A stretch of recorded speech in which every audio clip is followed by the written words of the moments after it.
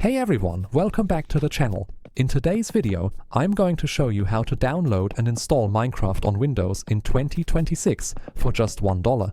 Yes, you heard that right, only $1. No complicated steps, no risky websites, and no fake downloads. We'll be using the official Microsoft Store and Xbox Game Pass, so everything is 100% safe and legit.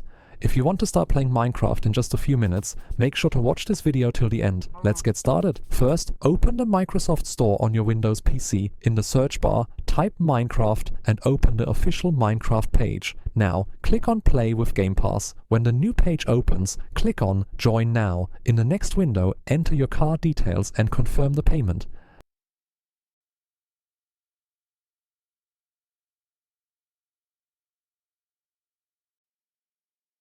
Then click Subscribe.